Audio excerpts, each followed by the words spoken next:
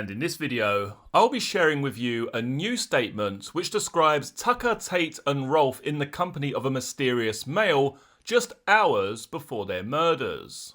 Hello. Hello, police. Yeah, what's the problem, sir? We just drove down our farm track. Yeah. Go and feed our pheasants. We come across a Range Rover with 3 people in it. Yeah. It appears that they're dead. I don't know what's happening. Blood in the motor all over them.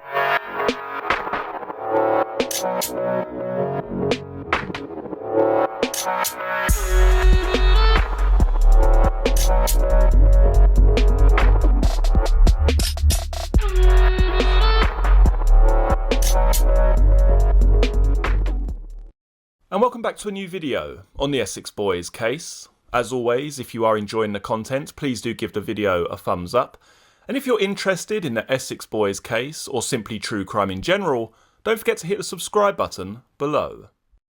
So let's start today's video with a statement from Michael Stenning, a worker at Eastern Garage Car Sales. It's in his statement that he describes witnessing a long conversation between Tucker, Tate and Rolfe and this mysterious male on December the 6th, 1995.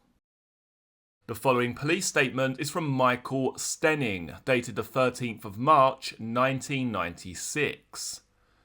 On the afternoon of Wednesday the 6th of December 95, I was at the Eastern Garages at 5 Bells on the A13 at Basildon.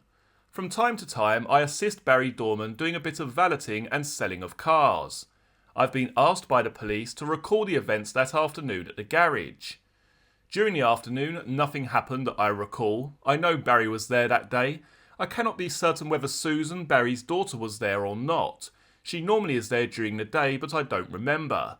It was late afternoon that Barry left. It was getting dark. I'm not sure where he went, and I cannot be certain of the time. It may have been around 16:30 hours, possibly. About 20 minutes after Barry left, Pat Tate turned up and asked about the Volkswagen Passat, colour green, index number F120GGF, which was at the garage. As I understood, he had by previous arrangement with Barry agreed to buy that car for his girlfriend, who I do not know. When Mr. Tate came in, he said he no longer wanted the car. He said, quote, "Have I still got to put my name to the car because I've done this deal with Barry?" End quote. He went on to say he had had a row with his girlfriend and no longer needed it. He phoned Barry on Barry's mobile number 0836 524 623. I in fact used the phone for the office 01268 558 221. I rang the number and spoke to Barry explaining the situation. Pat Tate then spoke to Barry. The matter was then resolved in as much that he wasn't going to have the car. I was asked by Barry to give Pat a lift home. We got in a Passat, then Pat said, quote, "This is a lovely car," end quote. I said, "Yes it is." He then changed his mind and said, "I will have it, I'll sort it out with Barry tomorrow." I then let him take the car and he drove off, leaving me at the garage. It would have been around 17:30 hours that I closed up the garage and drove home in my dark blue BMW. I did not know Mr. Tate very well. I've known him for about 14 years just to say hello to. I've known him through the car trade. I've known Mr. Tucker and Mr. Rolfe about 6 months as a result of their association with Mr. Tate and his dealings at the garage in the past. I remember on that Wednesday afternoon, the 6th of December 95, around 1400 hours, I saw Tony Tucker, Pat Tate, Craig Rolfe and another man. I remember Tony had shouted across the road that he had got my ticket for an Al Jolson show that I'd asked him to get. I recognised all 3 of them, but I had not seen the 4th man before. They were standing by a blue Range Rover. I noticed there was a white Shogun with grey bumpers and grey side steps outside the garage. I thought the vehicle was one of ours at first. It was only after the Range Rover had gone along with Mr. Tate, Tucker and Rolfe that I realised the Shogun had gone also. I'll describe the man as follows. Age 30 to 35, very suntanned white male, with black curly hair, with a creamy/white full-length Mac/raincoat. It had large lapels on it like a modern trench coat. His hair was collar length. He gave the impression of having money, looking wealthy. I did not see this man get into the Shogun. In fact, I did not see the other 3 leaving the Range Rover. They had been standing about 10 feet away from me when I walked past them. I drove up to the other garage, Eastern Garage, One Tree Hill. About 40 minutes later I returned and they were still talking together, the four of them. I had a clear unobstructed view of the man for about a minute on both occasions. I may be able to recognise him again. I have not seen the man since. Okay, now when I browsed over that statement briefly yesterday, I looked at the individuals, I looked at the presence of this Mitsubishi Shogun outside of Eastern Garages. I'm thinking to myself, okay, we've got Tucker, Tate, Rolfe and Peter Cuthbert here. This is the fourth individual, Peter Cuthbert. Then I started looking into that statement a little bit more. And then I realised, hang on a minute, this guy's description is completely different. Mid-30s, curly black hair, tanned complexion, cream-looking trench coat, flashy-looking jacket, big lapels. What exactly is going on here? Now, to give you a little bit of context in terms of my thought process, let's go back quickly to the statement from Linda Wolfe, who was the waitress at TGI Fridays. This is all on the same date, the 6th of December 1995, and it's before Tucker, Tate and Rolfe and Peter Cuthbert returned to Eastern Garages. Interestingly, in her statement, she does give a description of all of those individuals who attend the TGI restaurant. The following is a short section of the statement given by Linda Wolfe, where she states the following. I will describe the men as follows. One of them, whom later introduced himself to me as Tony Tucker, he was white, mid-30s, he was very tall and had a stocky build.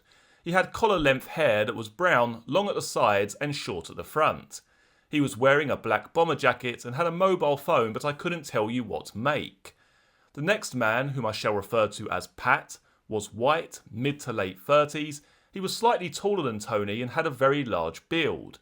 He had short hair that was greying but was brown in colour. He was wearing a long curved gold necklace outside his top. I can't remember his clothing, but he also had a mobile phone.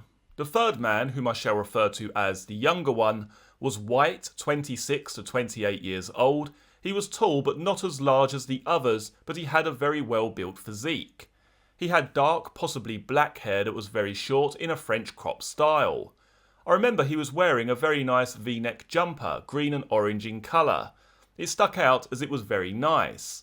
The fourth male I will refer to as the quiet one, as he didn't say much and seemed very moody. He was also white. He appeared older than the others, perhaps late 30s, early 40s. He had a similar large build. He was well built.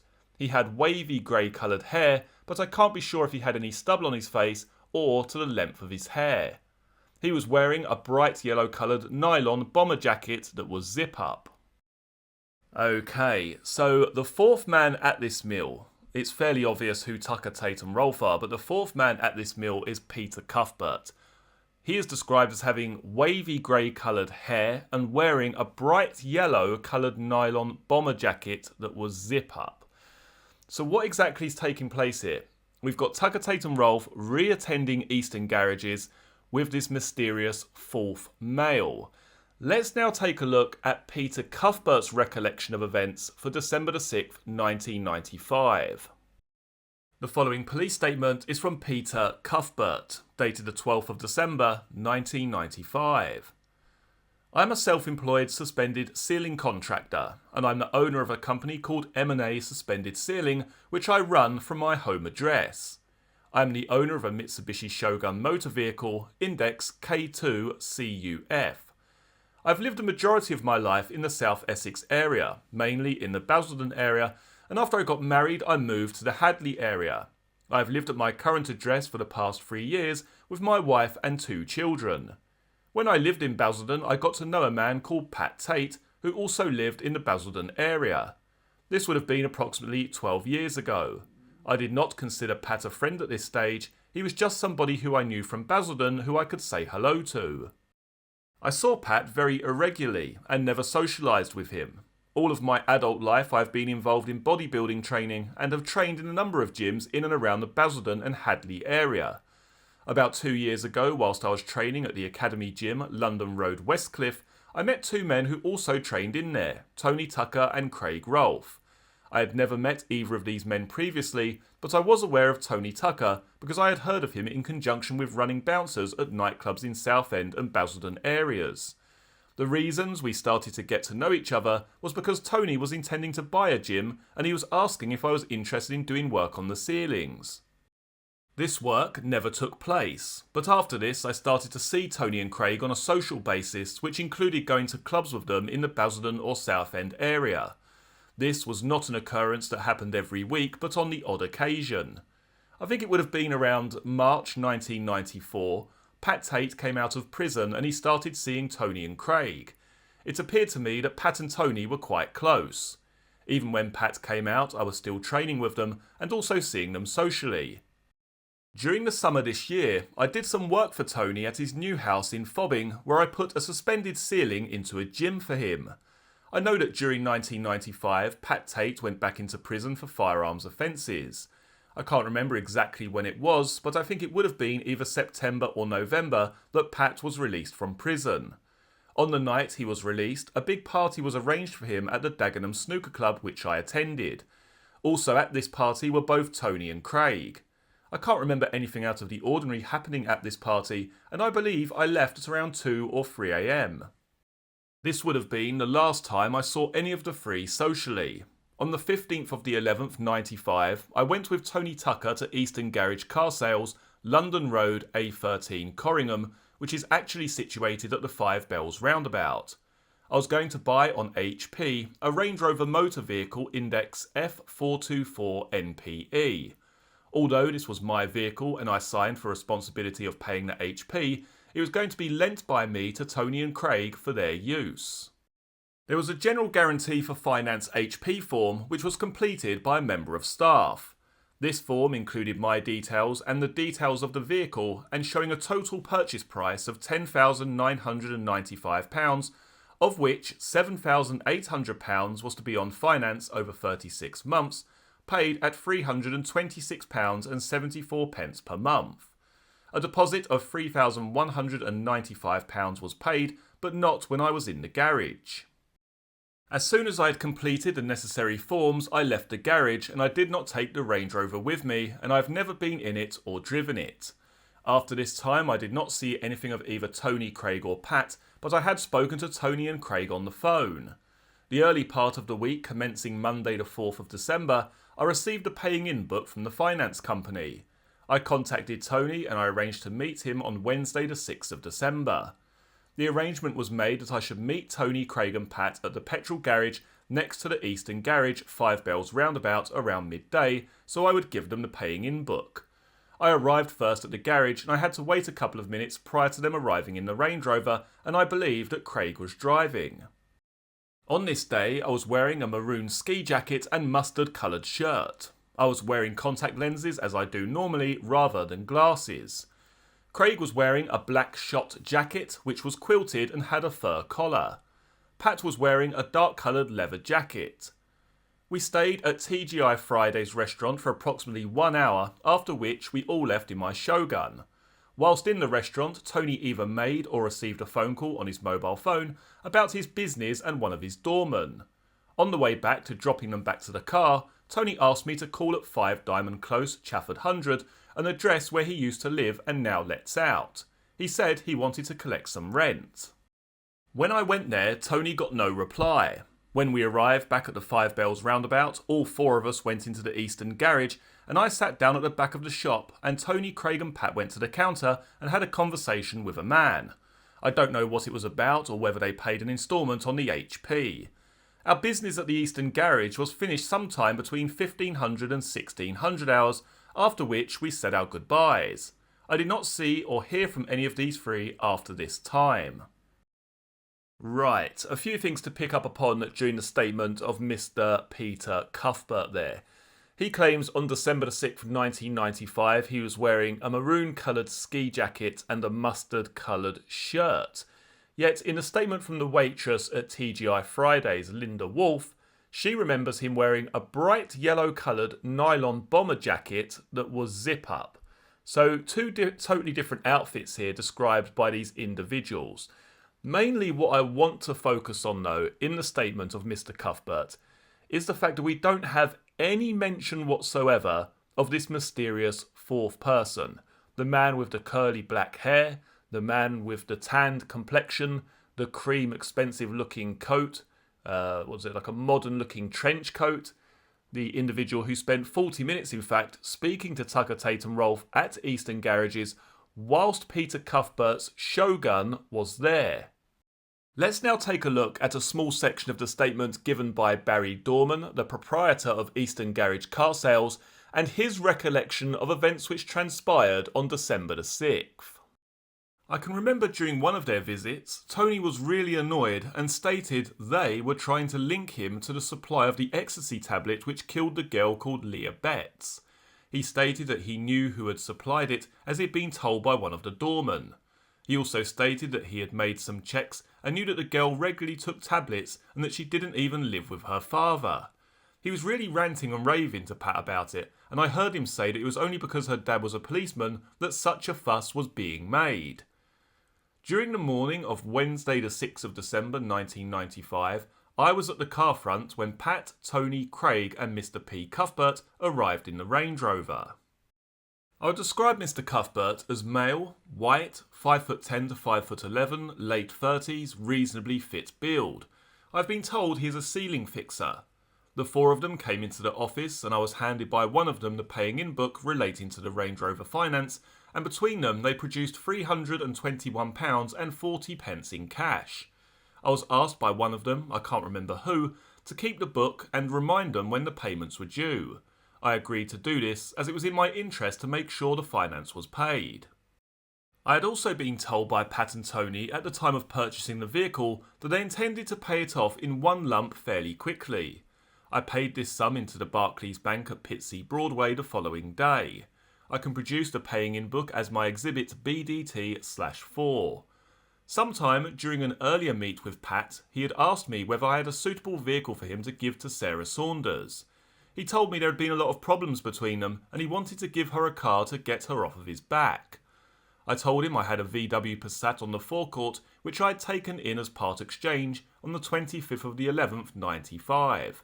I showed him the vehicle, which was metallic green in colour and had the registration number F120GGF.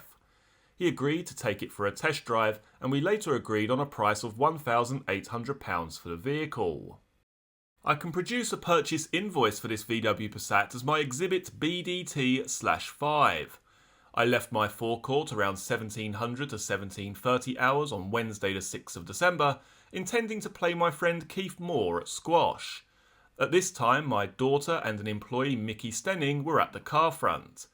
En route to squash, I received a phone call from Mickey Stenning stating that Herc, which is my pet name for Pat Tate, i.e. short for Hercules due to his size, had arrived at the car front to collect the VW Passat.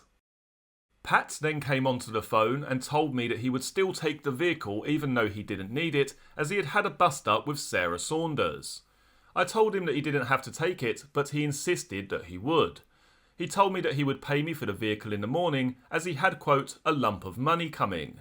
As a result, I agreed to Pat taking the vehicle that night, which he did. The following morning, Thursday the 7th of December 1995, I returned to my car site around 9 a.m. Between 11 and 12 midday, I was at the site talking to a customer when a female approached me and called me by my name, i.e. Bow. I did not recognise her, and as I was talking she appeared to move away. A short while later I returned to my office and the same woman approached me and said words to the effect of, "Bow, can they trace that Range Rover back to you?" Not knowing her, I said, "What Range Rover?" And she replied, "The one that Tony's been using." At that time I realised that she was referring to the Range Rover being used by Pat Tate and Tony Tucker. Okay, so even in the statements here from Barry Dorman, the owner of Eastern Garage Car Sales, there's not a single mention of this mysterious fourth male.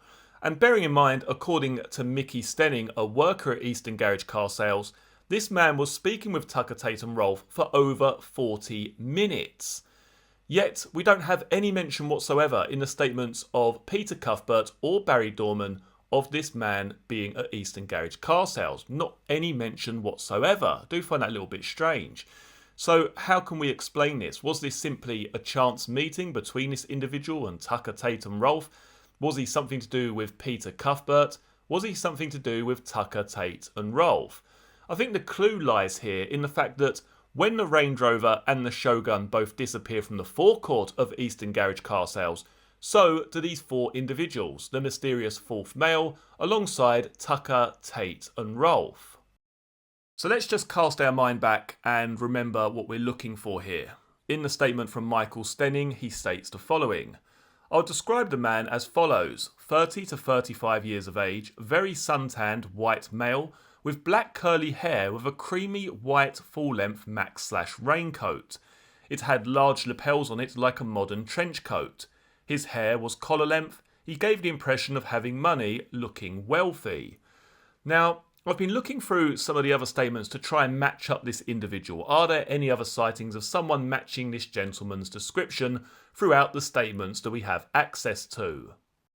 Now, I certainly don't have any statements which jump out at me with any real degree of confidence concerning this individual, but I do have the following. This statement is from Graham Hart, dated the 6th of January 1996, where he states the following.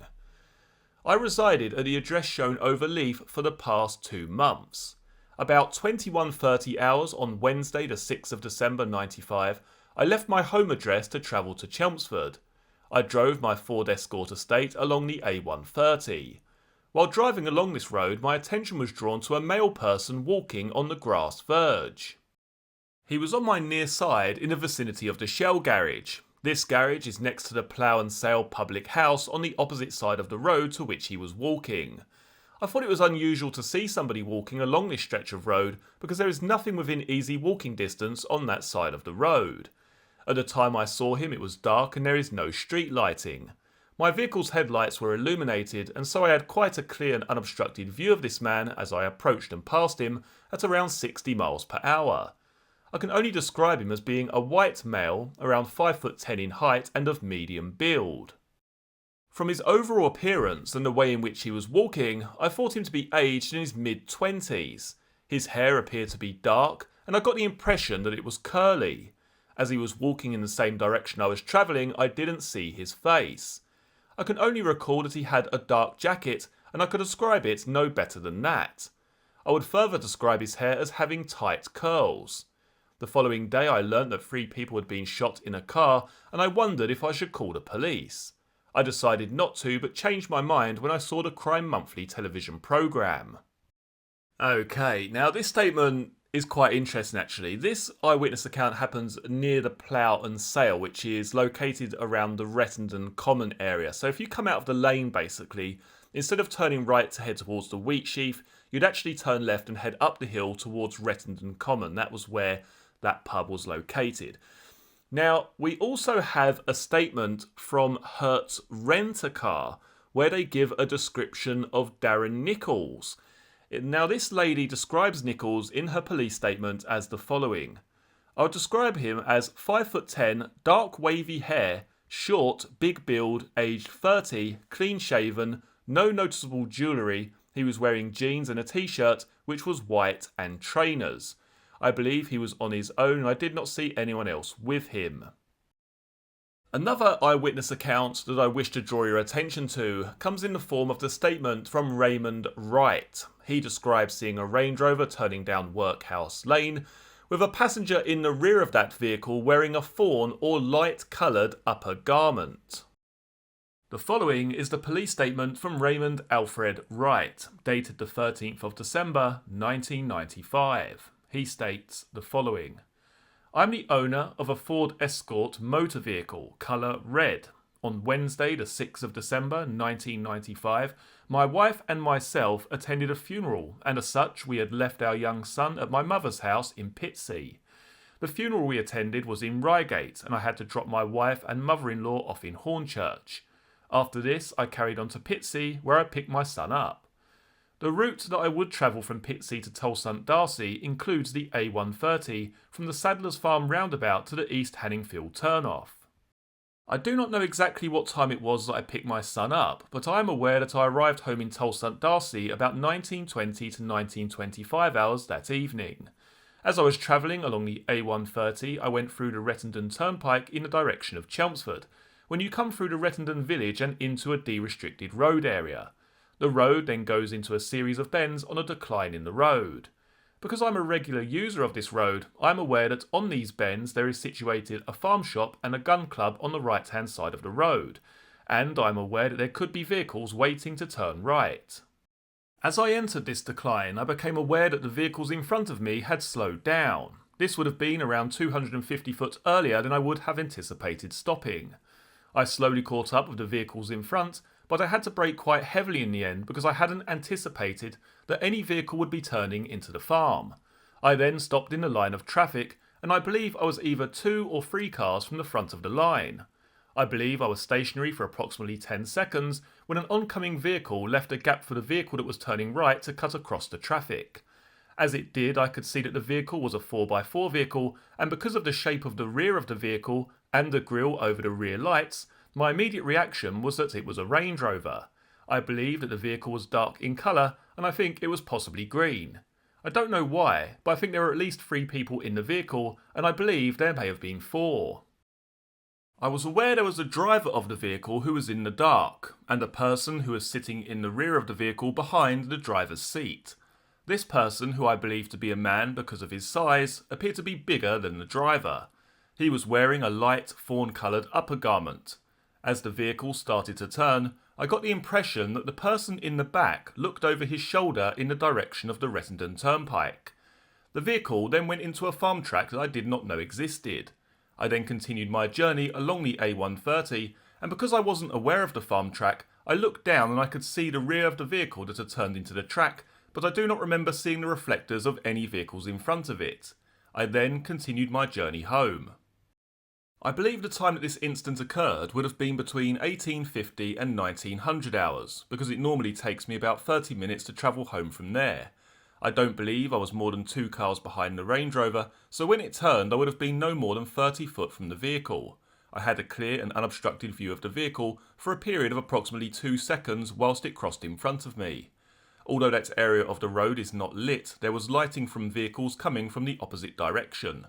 At the time I saw this, the traffic was quite heavy, especially travelling towards Southend.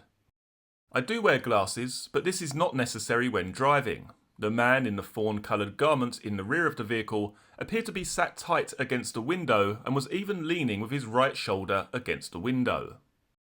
So do let me know at home what you make of this eyewitness account of this 4th individual. Was this simply a chance meeting between Tucker, Tate and Rolfe and this man, or did he have some dealing or prior arrangement to be there? What I find quite strange in Michael Stenning's statement is the fact that towards the end of that statement, he mentions that the Range Rover leaves and the Shogun leaves, the Shogun being the vehicle driven by Peter Cuthbert, but all of a sudden, all 4 individuals are gone. Tucker, Tate, Rolfe, and this 4th individual.